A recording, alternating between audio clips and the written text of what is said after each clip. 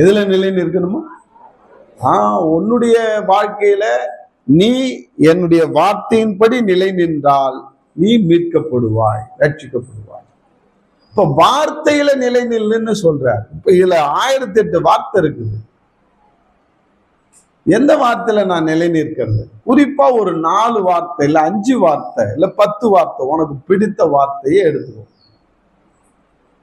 அதுல நாம நிலை நிற்கிறோமா என்பதை கொஞ்சம் கருத்துல நம்ம ஊடாரி பார்ப்போம்.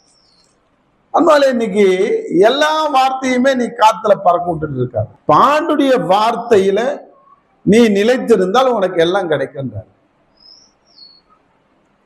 அந்த வார்த்தை அப்படின்னும் போது நிறைய வார்த்தை இருக்குது. இப்ப நான் ஒன்னு சொல்றேன். இப்ப என்னுடைய வாழ்க்கையில நான் கடன் பிரச்சனைல இருக்கும்போது எனக்கு ஒரு வார்த்தையை கொடுத்தார். அந்த வார்த்தை தான் என்னை விடுதலை ஆக்கிச்சு. ரட்சிப்பு என்பது விடுதலை. ரட்சிப்பு என்பது என்னது? ஆமா, மீட்பு அல்லது விடுதலை அல்லது சுதந்திரம் அப்படின்னு வச்சு அதை வரும்போது அதை நம்ம சப்ஜெக்டை தியானிப்போம். இப்ப நிலை நிற்கிறது எதுல? வார்த்தையில. அது மட்டும் மைண்ட்ல வச்சுங்க. நம்ம சாவர வரைக்கும் சொல்லுங்க, வார்த்தையில நிலை நிற்கணும். இப்ப எந்த வார்த்தையில நிலை நிற்கிறதுன்னு அப்புறம் பார்ப்போம். நான் சாவர வரைக்கும் நான் வார்த்தையில நிலை நிற்கிற ஒரு கிறிஸ்தவனா இருக்கணும். அல்லது உலகம் நாளைக்கே அழிஞ்சாலும் இல்ல நவம்பர் மாசத்துல அழிஞ்சாலும் அது வரைக்கும் நான் வார்த்தையில நிலை நிற்கிற ஒரு கிறிஸ்தவனா இருக்கணும். அப்ப உன் வாழ்க்கையில முடிவு வந்தாலும் சரி, உலகத்துல முடிவு வந்தாலும் சரி, முடிவு பறிந்தா அந்த கடைசி வரைக்கும் வார்த்தையில நிலை நிற்கணும்ன்ற ஒரு ரகசியத்தை ஆண்டவர் தெரியப்படுத்துறார். அதுதான் அவருக்கு புரியன்ற.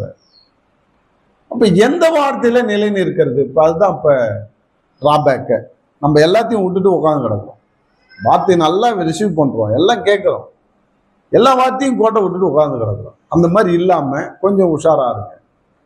என்ன அப்படின்னா, என்னுடைய அனுபவத்துல நான் சொல்றேன். இப்ப நான் கடன் பிரச்சனைக்காக ஆண்டவர்கிட்ட வந்தேன். என்ன என்கவுண்டரா தான். இன்னைக்கு காலையில கூட அதான் படிச்சேன், நம்ம தியானிச்சோம். காலையில அப்போஸ்தலர் நடவடிக்கை புஸ்தகம் 26ல இயேசு ஆண்டவர் பவுலை என்கவுண்டர் பண்ணதை அவரு சொல்றார். அதுல இருந்து ஒரு ஜெப குறிப்பை நம்ம கத்துக்கிட்டோம். காலையில வந்தவங்களுக்கு அது பிரயோஜனமா இருக்கும், வராதவங்க வாட்ஸ்அப்ல வரும்போது கேளுங்க.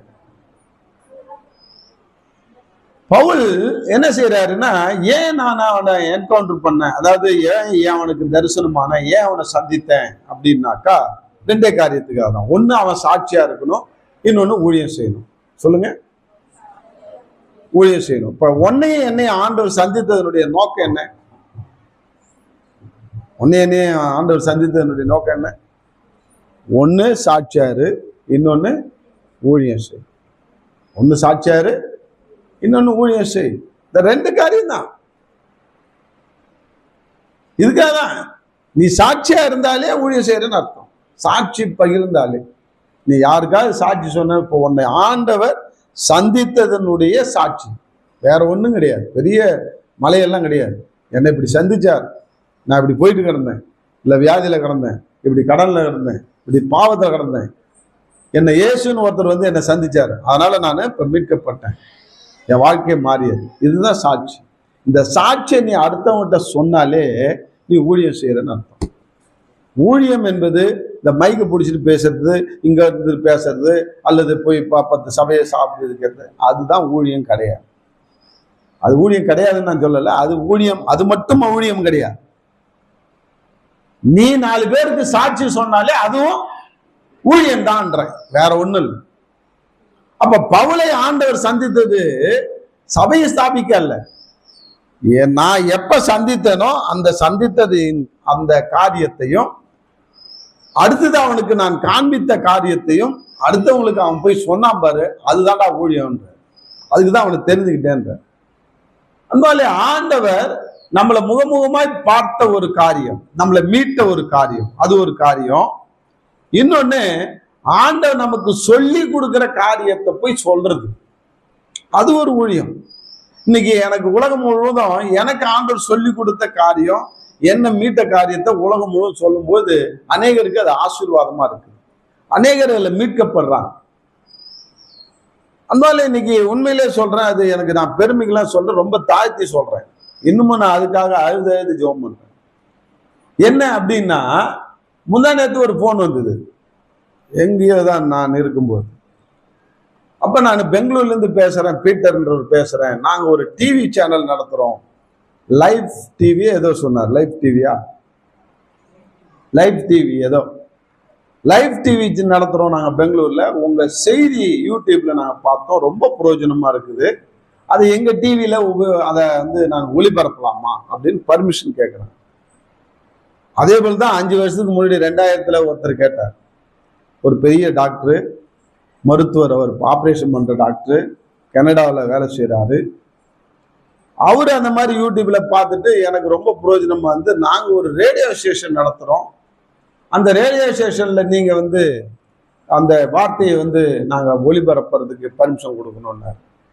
அதே போல கனடால இருந்து இன்னொரு டிவி, லண்டன்ல நினைக்கிறேன், லண்டன்ல இருந்து இன்னொரு டிவி, அவங்க வந்து என்ன பேட்டியே கண்டாங்க அங்க இருந்துகிட்டு, லண்டன்ல இருந்து. உங்க சாட்சி எனக்கு ரொம்ப பிரயோஜனமா இருக்குது, எங்க டிவியில வந்து சாட்சி சொல்லுங்க.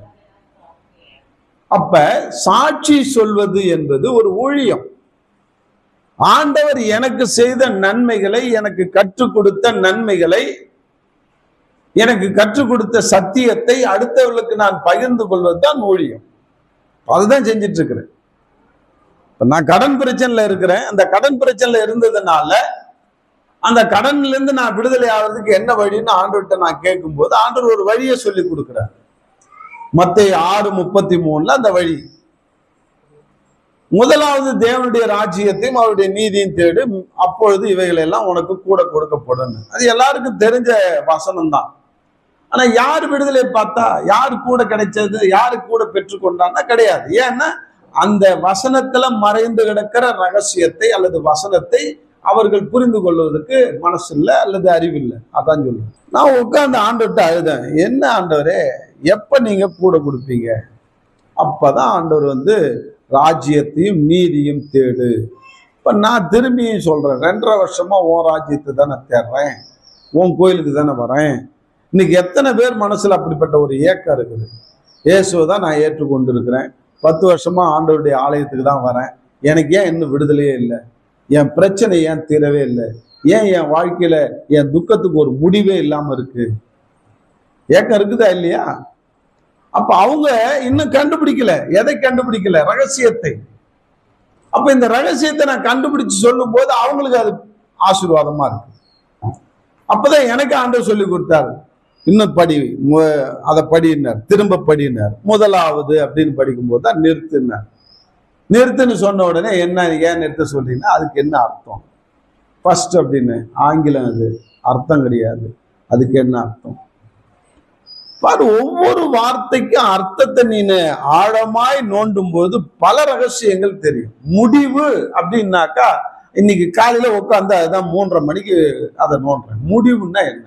அப்பதான் சொல்ல, உன் வாழ்க்கையினுடைய முடிவு, உலகத்தினுடைய முடிவு, அந்த முடிகிற வரைக்கும் நீ நிலை நிற்கணும். எதுல? வார்த்தையில. அதை கத்துக் கொடுப்போம். அவங்க நிலை நின்னாங்கன்னா அவங்க விடுதலை, நீ நிலை நின்னா உனக்கு விடுதலை. யார் நிலை நிற்கலையோ வார்த்தையில அவங்களுக்கு விடுதலை கிடையாது. இதுதான் ரகசியம், வேற ஒன்றுமே கிடையாது. அப்ப இந்த முதலாவது என்ற வார்த்தை என்னுடைய ரகசியத்தை கற்றுக் கொடுத்தார். ஃபர்ஸ்ட் ஆஃப் ஆல் அப்படின்னாரு, ஆங்கிலத்தில் தான் சொன்னார். இந்த ஃபர்ஸ்ட் ஆஃப் ஆல்னு காதல சொல்லும் போது எனக்கு புரிஞ்சு போச்சு. முதல் பட்சமாக, அதுக்கு தமிழ்ல என்னது? முதல் பட்சமாக, முதல் இடத்துல கொடுக்குறியா? எனக்கு முதல் ப்ரிஃபரன்ஸ் கொடுக்குறியா? ஆங்கிலமும் தமிழும் கலந்து பேசினாதான் நமக்கு புரியும். முதல் ப்ரிஃபரன்ஸ், முதல்னா தமிழ், ப்ரிஃபரன்ஸ்னா ஆங்கிலம். அப்படின்னா முதல் ப்ரிஃபரன்ஸ்னா என்ன? முதலிடம், முதலாம் பட்சம். எனக்கு முதலாம் பட்சத்தையும் முதலிடத்தையும் கொடுக்குறியா? இல்ல உன் சொந்தம், உன்னுடைய உற்றா உறவினருக்கும் மற்ற உன் சொந்த உன்னுடைய காரியத்துக்கும் முதலிடத்தை கொடுத்து என்ன 2வது இடத்துலயும் 3வது இடத்துலயும் வைக்கிறியா? ஞாயிற்றுக்கிழமை ஆச்சுன்னா சர்ச்சுக்கு வரணும், எல்லாருக்கும் தெரியும். ஆனா ஞாயிற்றுக்கிழமை இன்னைக்கு என் சொந்தக்காரனுக்கு கல்யாணம் சென்னையில, நான் இதை விட்டுட்டு நேரம் அந்த கல்யாணத்துல போயிட்டு நான் இருந்தேன்னா நீங்க என்ன நினைப்பீங்க? இங்க வந்து பாஸ்டர் வரலையா?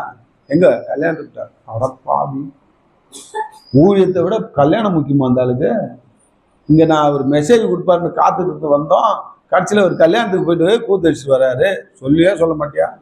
அப்ப ஆப்டால் ஒரு மனுஷிய நாம வருத்தப்படும் பொழுது ஆண்டவர் எப்படி வருத்தப்படுவாரு? அப்ப முதலிடத்தை எதுல கொடுக்கிறோம்? கல்யாணம் அப்புறம் நாளைக்கு போய் பார்த்துக்கோ, முதல் நாள் போய் பார்த்துக்கோ. இன்னைக்கு ஆண்டவர் நாமத்தை மகிமைப்படுத்தினார். ஆண்டவருக்குன்னு நான் நேரத்தை கொடுக்கணும், அதுல நான் முதல் இடத்தை கொடுக்கணும் அப்படின்னு நான் வந்தேன்னா எனக்கு எல்லாம் கூட கிடைச்சது. அன்பாலே அந்த ஒரு வார்த்தை, அந்த வார்த்தையில இன்னைய வரைக்கும் நான் நிலைத்து நிற்கிறேன். 30 வருஷமாக எனக்கு கற்றுக் கொடுத்த வார்த்தையில நிலை நிற்கிறேன். நான் இன்னும் என் மரண பரியத்தை நான் நிலை நிற்கணும். இப்ப புரியுதா புரியலையா? எதுல நிலை நிற்கணும்? அந்த வார்த்தையில நிலை நிற்க உனக்கு மீட்பு கிடைக்கும்ன்ற. நாம என்ன செய்யறோம்? 4 நாள் நிலை நிற்போம், 5ஆம் நாள் என்ன செய்வோம்? கோட்டை விட்டுட்டு நம்ம வேலையை பார்ப்போம். 1 மாசம் நிலை நிற்போம், அடுத்த 2 மாசம் கோட்டை விட்டுருவோம்.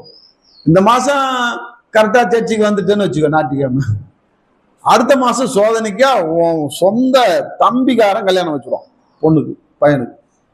என்ன செய்வ? ஐயோ சுத்தமா கோச்சுப்பான், என் தம்பி பங்காளி கோச்சுப்பான், இல்லைன்னா எனக்கு வரமாட்டான், ஆபத்து சாபத்துக்கு, அவன் தான் பக்கத்துல இருக்கிறான், அவன் கல்யாணத்தை நான் போய் பண்ணி தான் ஆகணும் அப்படின்னு அவனுக்கு ப்ரிஃபரன்ஸ் கொடுத்து போயிட்டேன்னு வச்சுக்கோ, யாரை பிந்திக்கு தள்ளிட்டேன்னு அர்த்தம்?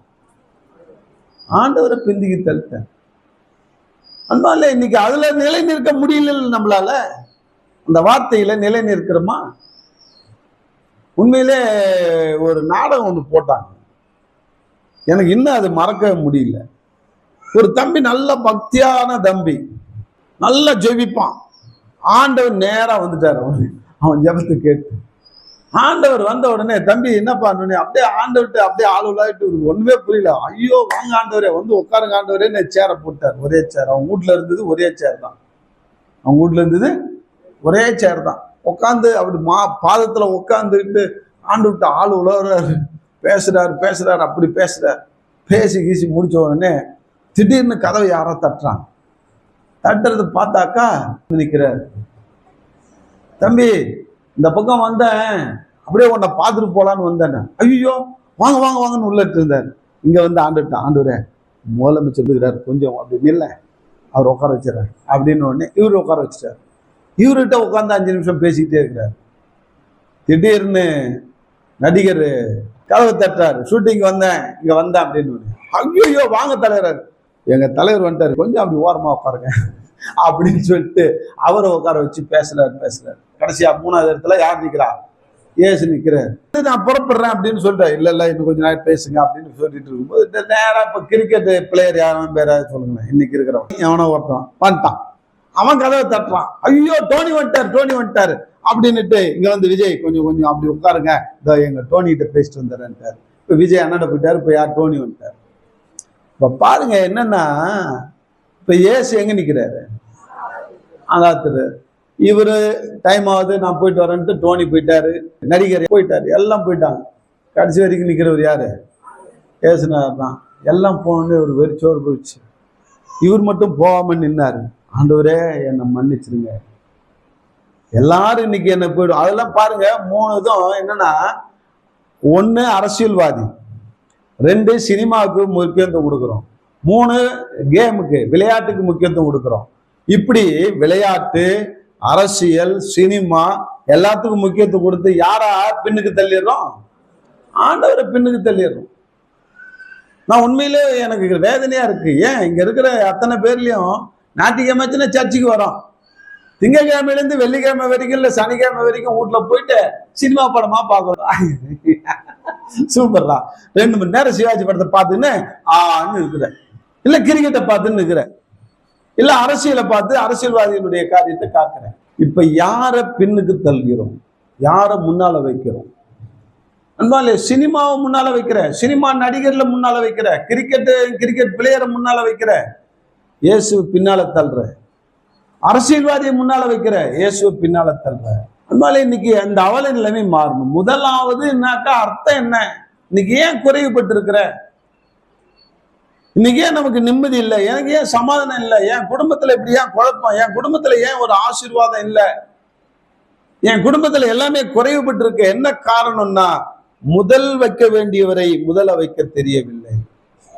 ஆண்டுடைய வார்த்தையை முதல வைங்க, ஆண்டுடைய வார்த்தையில நிலை நில்லுங்க. அப்ப பாரு உங்களுக்கு எல்லாமே கூட கிடைக்கும்.